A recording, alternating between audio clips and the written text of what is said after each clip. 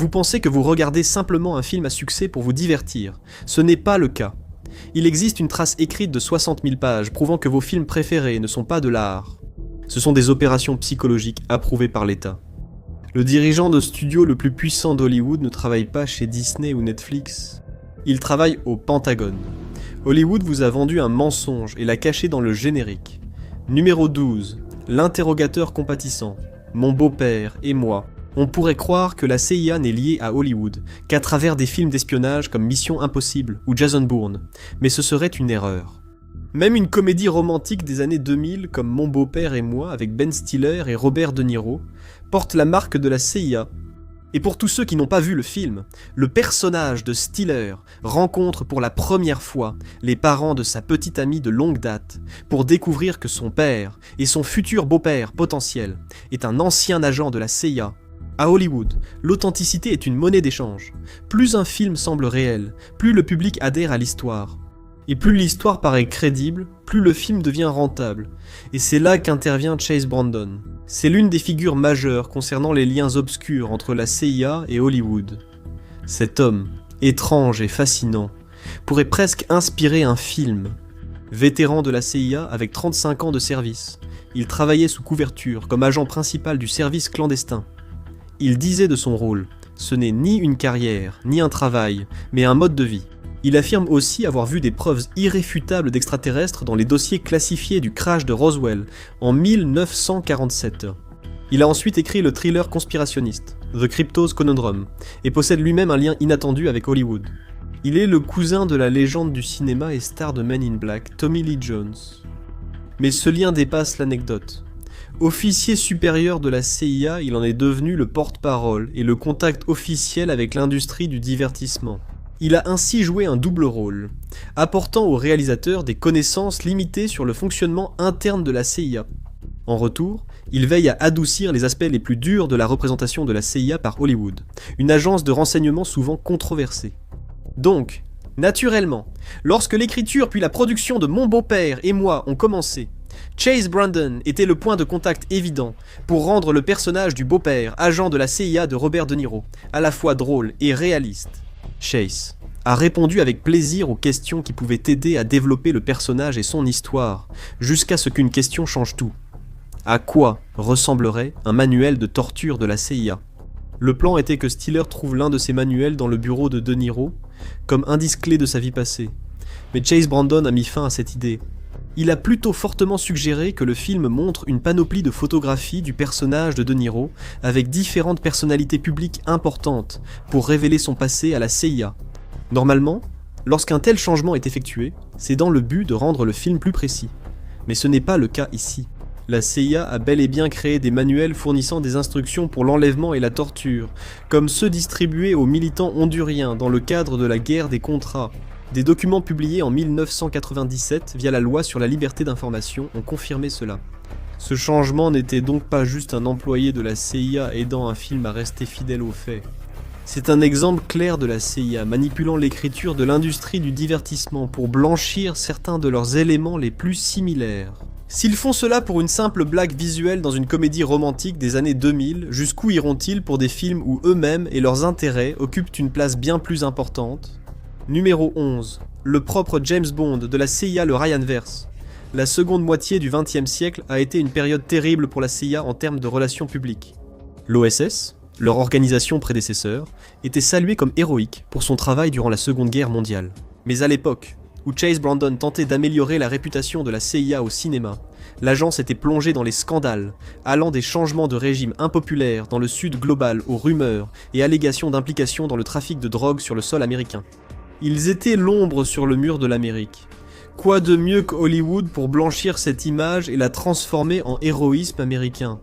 C'est pourquoi, dans les années 1990, on a commencé à voir un nombre surprenant de films produits avec la participation directe de la CIA. Jeux de guerre, un thriller américain de 1992 avec Harrison Ford dans le rôle de l'héroïque ancien agent de la CIA Jack Ryan, a été adapté d'un roman de Tom Clancy. Sa représentation de l'agence était profondément idéalisée. C'était presque une lettre d'amour cinématographique à la CIA. Tom Clancy était un bon ami et un correspondant direct de la CIA, donc Jack Ryan représentait quelque chose dont l'agence rêvait depuis longtemps.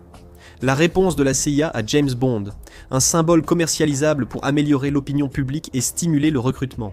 Chase Brandon, d'ailleurs, détestait James Bond. Il disait à propos de Bond, « Tu ne fais pas ton travail, le but, c'est de ne pas se faire remarquer. » Et pourtant, la CIA a soutenu de tout son poids Jeux de guerre. Ils ont autorisé plusieurs visites au siège de l'Anglais pour des recherches, et l'équipe de production a non seulement été autorisée, mais activement encouragée à y filmer. C'est le même type d'accord que dans The Recruit et Argo, oscarisé, qui présente des agents de la CIA dans des rôles majeurs et héroïques, avec l'approbation de la CIA. Et même si Jeux de guerre n'a pas été le succès culturel que la CIA espérait, c'était un premier pas dans une stratégie de longue haleine d'influence culturelle impressionnante. Jack Ryan n'a peut-être pas la notoriété mondiale de James Bond, mais l'univers Ryan s'étend sur 14 romans de Tom Clancy, ainsi que des œuvres dérivées centrées sur le fils de Jack. L'univers compte 7 films différents, où il a été incarné par divers acteurs, ainsi qu'une série télévisée Jack Ryan, extrêmement réussie sur plusieurs saisons, diffusée sur Prime Video depuis 2018. Il n'est donc pas surprenant que cela donne aux agents de la CIA l'image de super-héros. Et nous n'avons pas encore mentionné les super-héros, au sens littéral que le gouvernement américain a contribué à façonner. Numéro 10. L'ère de Chase Brandon, The Recruit.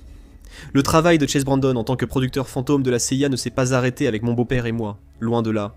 Son véritable pouvoir en tant qu'homme de la CIA infiltré à Hollywood a commencé en 1996, où il a aidé à produire plus d'une douzaine de films et de séries télévisées, tout en veillant à ce qu'il présente la CIA sous le jour le plus flatteur possible. Pour un scénariste moyen vivant au jour le jour, il pouvait sembler être un contact rêvé. Il disait avoir une vaste expérience des missions à l'étranger liées au terrorisme, à la contre-insurrection, au trafic de drogue et à la contrebande d'armes. Voilà exactement le genre de choses dont sont faits les films d'action, à condition d'être prêt à continuer à marcher droit. En examinant la chronologie de la carrière de Brandon, certains ont suggéré que ces prétendues missions secrètes pourraient avoir coïncidé avec les opérations controversées de la CIA en Amérique du Sud dans les années 1970.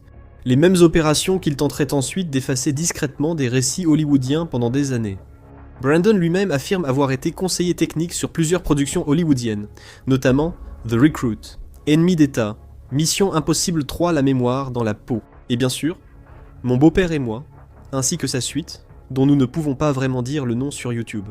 Mais il existe des preuves substantielles montrant que Chase Brandon était bien plus qu'un simple conseiller technique sur The Recruit, en particulier.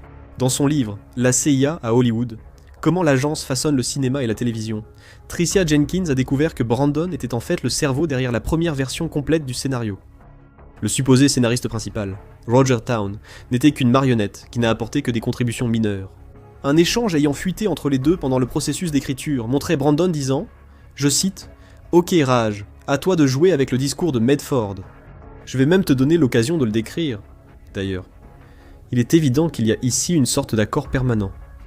Un autre de ses crédits au scénario est le thriller télévisé de 1999, In the Company of Spies, réalisé avec une forte implication de la CIA. On pourrait dire que Chase Brandon avait simplement une passion pour l'écriture et le cinéma, et que sa participation officielle à ces films pour le compte de la CIA était surtout fortuite. Et ce scepticisme pourrait tenir la route si la CIA n'avait pas tenté de dissimuler l'ampleur de l'implication de Chase Brandon. Le site web spiculture.com a mené des enquêtes approfondies sur l'influence de Chase Brandon dans l'industrie du cinéma. Ils ont même retrouvé d'anciens numéros de What's News at CIA, le magazine interne de l'agence, où le nom de Chase Brandon est caviardé. On devine quand même que c'est son nom sous la barre noire. En ce qui concerne la longue influence que la carrière de Chase Brandon a exercée sur Hollywood, et par extension sur la perception publique de la CIA, son rôle peut être considéré comme un investissement remarquablement stratégique de la part de l'agence. Mais toute cette situation d'influence rémunérée sur les films dépasse largement le seul cadre de la CIA. C'est une conspiration cachée à la vue de tous, couvrant plusieurs branches du gouvernement américain. Le pouvoir et l'influence de la CIA ne sont en réalité qu'une goutte d'eau dans l'océan comparée à la puissance brute du département de la Défense. Numéro 9, la liste noire, 13 jours. La crise des missiles de Cuba en 1962 fut l'une des périodes les plus tendues de l'histoire américaine et mondiale. Voici une question. Si deux personnes investissent la même somme, pourquoi l'une réussit-elle souvent mieux ? Ce n'est pas une question de chance. Tout commence par deux mythes, auxquels des millions d'investisseurs croient encore. Démystifions-les avec le sponsor d'aujourd'hui, Mintos. Mythe numéro 1. Les actions sont le seul moyen de faire croître régulièrement votre épargne. Eh bien, Les actions sont volatiles. Le S&P 500 américain connaît de fortes baisses chaque année. Et en 2025, il a chuté de près de 19% avant de se redresser. Cela peut être stressant et amener de nombreux investisseurs à faire des erreurs coûteuses sous le coup de l'émotion. Mythe numéro 2. Les actifs à revenus fixes sont compliqués. Ils ne sont pas destinés aux investisseurs ordinaires. En réalité, investir dans le revenu fixe est plus simple que vous ne le pensez. Le marché européen de l'investissement alternatif pour les particuliers a presque doublé en seulement 5 ans. C'est là que Mintos entre en jeu. Mintos est une plateforme facile à utiliser qui vous permet d'investir dans des prêts, des obligations et de l'immobilier en seulement quelques clics. L'objectif est simple. Gagnez un revenu régulier sans dépendre des hauts et des bas du marché boursier et répartissez les risques. Les prêts sur Mintos ont offert un rendement net annuel moyen de 8,8% depuis 2015, ce qui est supérieur à un compte d'épargne. Mintos a été fondé en 2014 et compte plus de 700 000 investisseurs à travers l'Europe, gérant plus de 800 millions d'euros d'actifs pour les investisseurs. Investissez dès 50 € avec une gestion automatisée ou gardez le contrôle total. Pour recevoir un bonus de bienvenue exclusif, scannez le code QR ou cliquez sur le lien dans la description. Voilà, c'est fait. 2 mythes sur l'investissement ont été démystifiés. Investissez dès aujourd'hui avec Mintos. La tension extrême entre la diplomatie et l'anéantissement nucléaire a été dépeinte dans le thriller de 2000 avec Kevin Costner, 13 jours. Ce film a failli ne jamais sortir, car le Pentagone a essayé de le sanctionner parce qu'il ne soutenait pas leur récit. Nous avons vu comment un puissant département gouvernemental américain peut glisser sa propagande dans un film. Voici ce qui se passe quand on ne joue pas le jeu. Réaliser un film comme 13 jours présente 2 énormes défis du point de vue de la réalisation. Premièrement, il faut beaucoup de matériel militaire pour illustrer fidèlement les tensions apocalyptiques de la guerre froide. Le second, c'est qu'en raison de la rapidité des progrès de la technologie militaire, un film se déroulant en 1962 est absolument un film d'époque. Pour maintenir l'immersion des passionnés d'histoire, un tel film doit présenter véhicules, armes et uniformes fidèlement à l'époque, jusque dans les détails. Pour atteindre cette authenticité, les studios sollicitent souvent le département de la Défense, utilisant son expertise et les collections muséales de matériel militaire retiré du service. Avant que la communication ne soit rompue, le Pentagone a fourni certains des navires, porte-avions et avions de l'époque, y compris l'USS Enterprise et l'USS Joseph P. Kennedy Jr. D'autres contributions du département de la Défense incluent un Fleet Crusader préservé et un avion espion Lockheed U-2.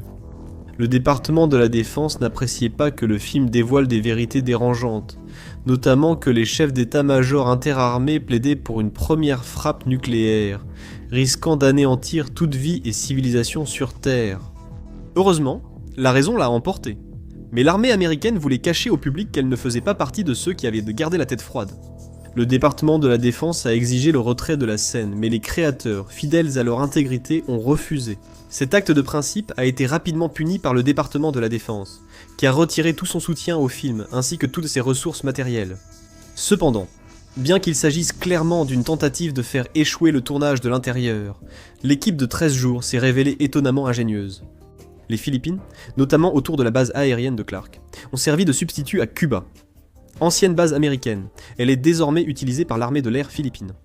La base disposait également d'une gamme d'avions anciens, non opérationnels sur place, ce qui la rendait utile pour recréer l'aspect d'époque du film.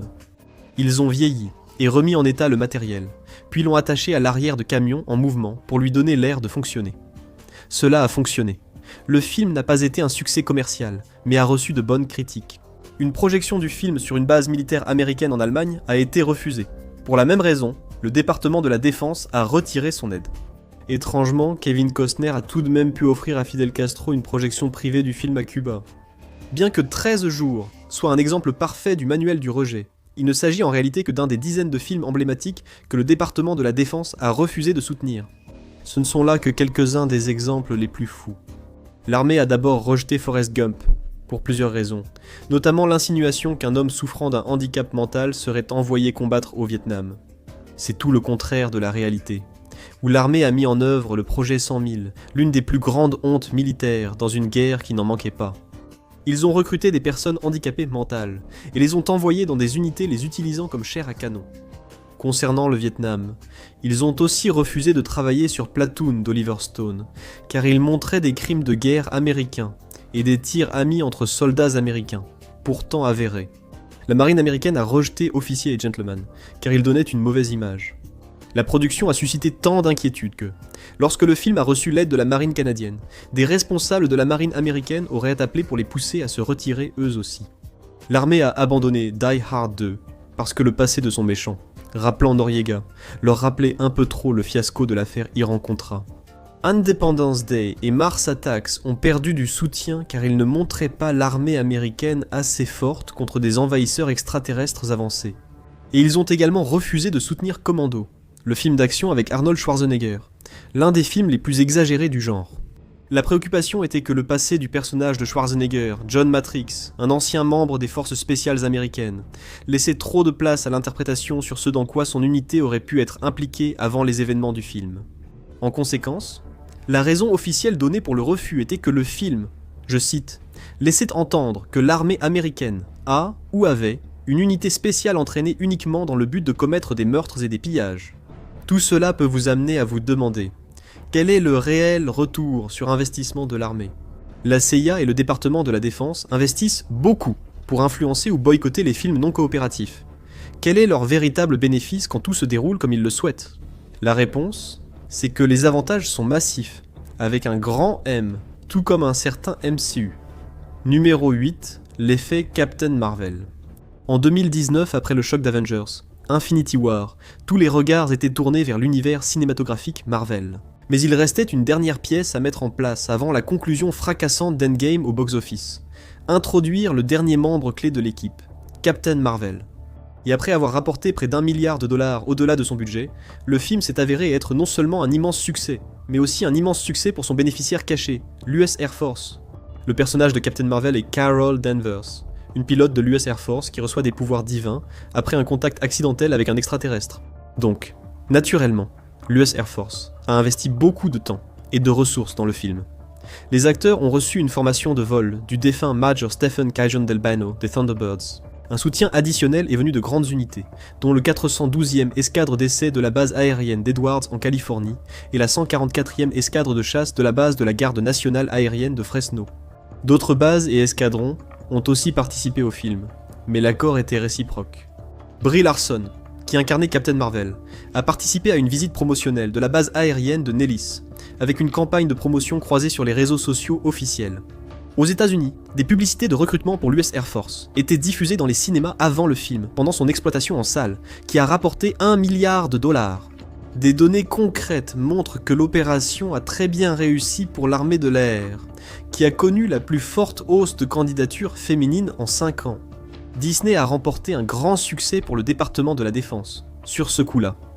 Mais que diriez-vous si nous vous disions que les liens de la société avec les forces officielles du gouvernement américain remontent à plusieurs décennies ? En fait, le premier membre éminent de la société Disney à collaborer étroitement avec le gouvernement américain fut Walt Disney lui-même.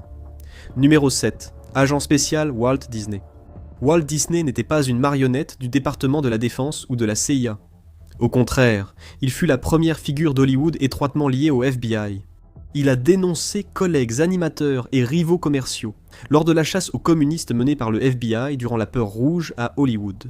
Le dossier officiel du FBI sur Disney, obtenu grâce à une demande au titre de la loi sur la liberté d'information, indique en partie en raison de la position de Monsieur Disney en tant que principal producteur de films d'animation dans l'industrie cinématographique, ainsi que de sa notoriété et de ses nombreuses relations dans le domaine de la production cinématographique. On pense qu'il peut être d'une aide précieuse pour ce bureau, et c'est pourquoi je recommande qu'il soit approuvé en tant que contact SAC. Il a été recruté pour la première fois en 1940, et recevra plus tard le titre honorifique de contact du Special Agent in Charge en 1954, en échange d'informations privilégiées sur Hollywood, d'une représentation favorable dans ses films et d'un accès gratuit à Disneyland quand il le souhaitait, ce qui était réellement l'un des avantages. Disney a obtenu l'accès et le droit de filmer au siège du FBI.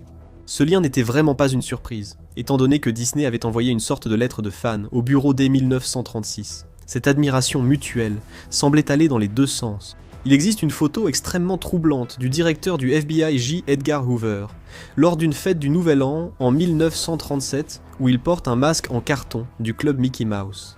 Et si cela vous semble extrême, la situation a empiré 4 ans plus tard, lors d'une grève des animateurs en 1941, après le licenciement par Disney d'employés liés à la syndicalisation. Le directeur du FBI J. Edgar Hoover aurait apporté un soutien qui, selon les critiques, a contribué à faire pression sur le mouvement et à l'intimider. L'objectif était d'éliminer le mouvement pour que Disney fasse revenir ses employés.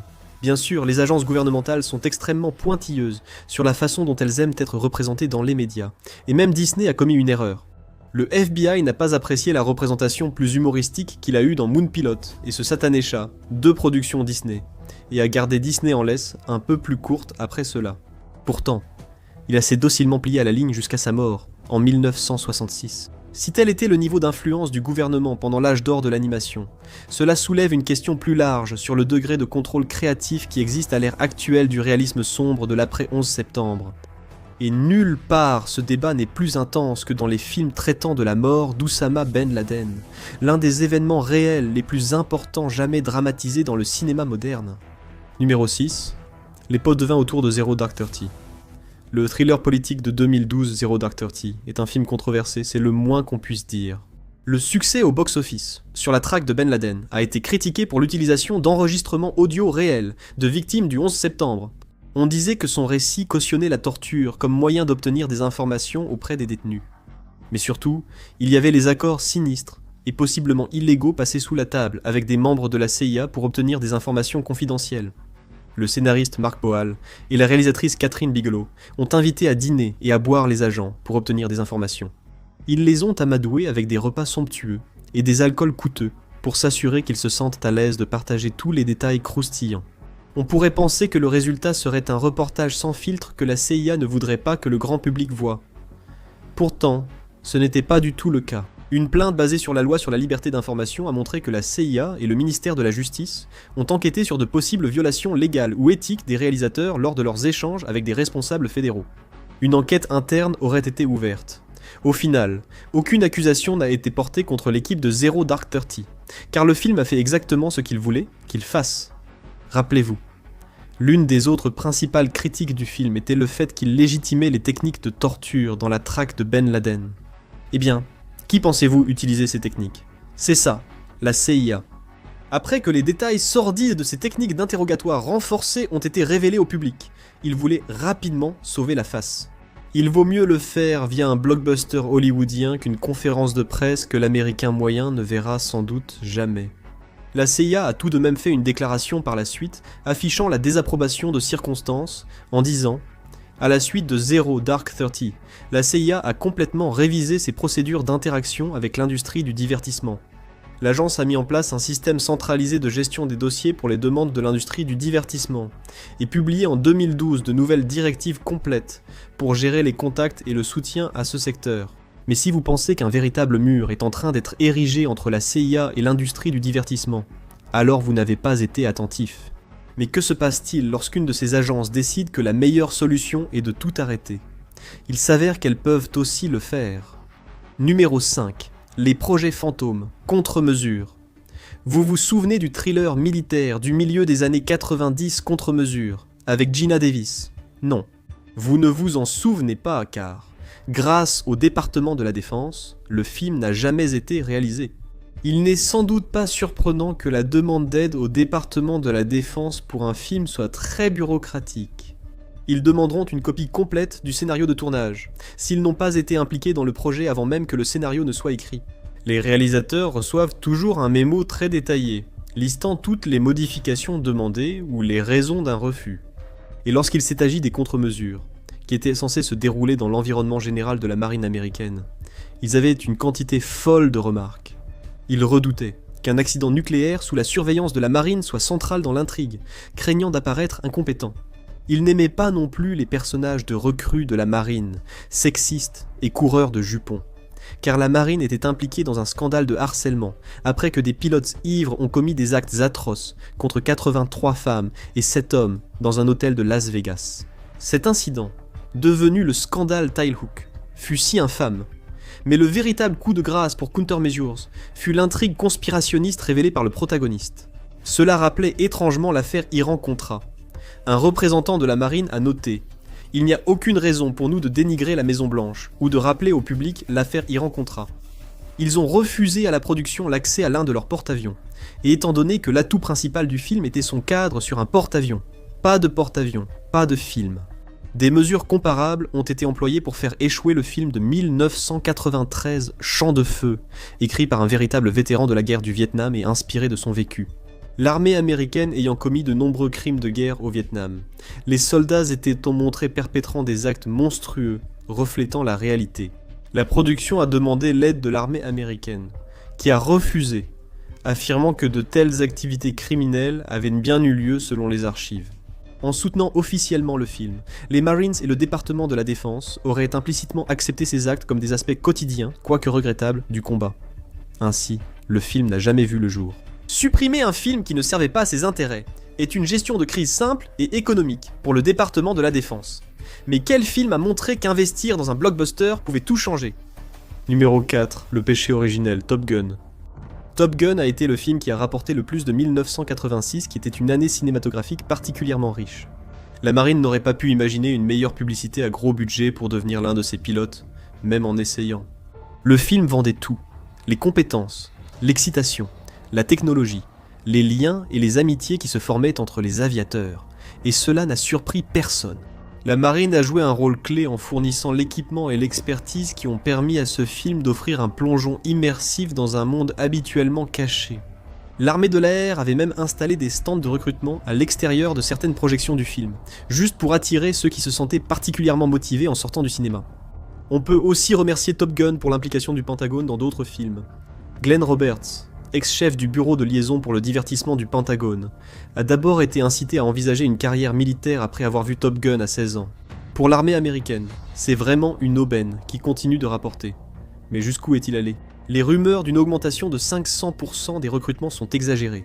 Mais le film a réellement eu un impact pour la marine, semblant provoquer directement une hausse de 8% des inscriptions d'aspirants pilotes. Sans oublier l'immense popularité du personnage de Tom Cruise, Maverick, qui a entraîné une amélioration générale de l'image des aviateurs de la marine auprès du grand public à l'époque. De toute évidence, l'armée était très satisfaite en interne du succès du premier film, car elle espérait que la foudre frapperait 2 fois avec le deuxième film, Top Gun Maverick. Ils disent tout haut ce qu'ils pensaient tout bas. Le général de division Edward Thomas, chef du recrutement de l'armée de l'air, a déclaré: quand le Top Gun original est sorti, la marine et l'armée de l'air ont vu le recrutement augmenter. Nous espérons que les gens seront à nouveau enthousiasmés par ce que nous faisons. Nous voulons simplement qu'ils nous rejoignent. Nous voulons qu'ils soient enthousiastes à l'idée de servir dans l'armée. L'influence d'un film littéralement axé sur l'entraînement pour devenir un as de la marine est évidente, mais il y a de véritables enjeux financiers dans une franchise où leurs véritables intentions sont, disons-le, dissimulées. Numéro 3. Le pot de vin de 100 millions de dollars de Transformers. Les adaptations de Transformers par Michael Bay peuvent être controversées auprès de certains des fans originaux de la franchise, mais elles sont indéniablement des monstres du box-office, avec une portée culturelle énorme. C'est donc une tribune très lucrative pour l'armée afin de défendre leur cause auprès du peuple américain. Dans le premier film, la relation entre la production et l'armée était ténue, Michael Bay voulant augmenter le rôle de l'armée dans le film pour qu'il paraisse moins enfantin. Dès le deuxième film, la collaboration s'intensifiait.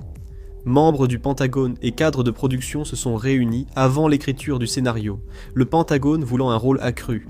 Après la première version, ils ont demandé des réécritures du scénario, que Michael Bay a acceptées avec plaisir. On parle de plus de 100 millions de dollars de matériel militaire loué pour un film original probablement réalisé avec un budget inférieur à 200 millions de dollars. L'armée accepte volontiers de perdre de l'argent sur des productions comme celle-ci, en échange du contrôle du scénario.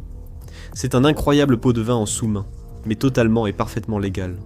Si Maverick et Jack Ryan étaient de bons amis du département de la Défense et de la CIA, cela ne vaut rien face à l'approbation tacite de Bumblebee et Optimus Prime. À l'ère du streaming et du désintérêt pour les cinémas, l'enjeu n'est plus seulement de contrôler les films, mais aussi ce que vous voyez sur le petit écran. Numéro 2. La propagande de la CIA sera télévisée. Depuis les débuts de HBO, on dit souvent que la télévision est le nouveau cinéma.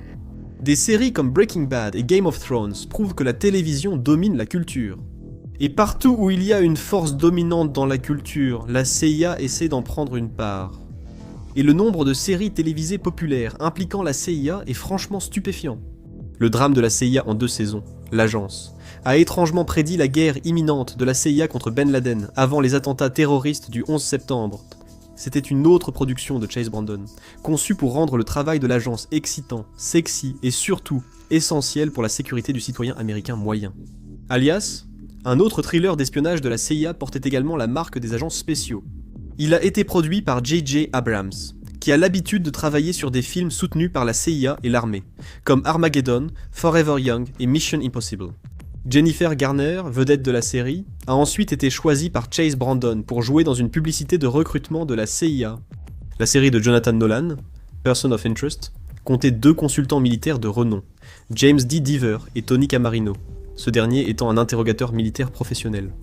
Mais ce niveau d'implication fait pâle figure à côté de The Americans, écrite par l'ancien officier de la CIA Joe Weisberg, dont les scénarios étaient vérifiés par des membres actifs de la CIA pour en garantir l'exactitude. Et peut-être que la série la plus influencée par la CIA est Homeland, l'histoire d'un agent de la CIA qui tente de déjouer une attaque terroriste sur le sol américain. Elle comptait parmi ses consultants des agents actuels et anciens de la CIA comme Chuck Hogan et John McGuffin. Des scènes ont été tournées au siège de la CIA à Langley, ce qui, comme vous le savez déjà, n'arrive pas si l'agence n'approuve pas le contenu des scénarios. Les acteurs ont même visité Langley et ont organisé une projection privée de la série. Le complexe militaro-divertissement est immense. Il est plus grand que ce que le gouvernement américain aurait jamais imaginé. Et tout cela est vrai, soigneusement consigné dans des documents officiels. Numéro 1. L'audit de 60 000 pages Shadow Studio. Regarder cette vidéo vous a probablement donné une idée du nombre de films et de séries télévisées qui passent par le processus de vérification du bureau de liaison de l'industrie du divertissement de la CIA. Mais la quantité réelle reste choquante. Plus de 2500. C'est le nombre sur lequel la CIA et le Pentagone ont un droit de veto, et c'est plus que tout le catalogue de Disney+. Plus un film ou une série vous donne une image réaliste de la CIA ou de l'armée, plus il est probable que cette authenticité ait été soigneusement créée. Ce qui paraît réaliste peut parfois être l'influence narrative la plus efficace. Vous voulez d'autres infos louches, de l'intérieur de la CIA? Alors découvrez la véritable histoire derrière la CIA et le crack, ou regardez ceci à la place.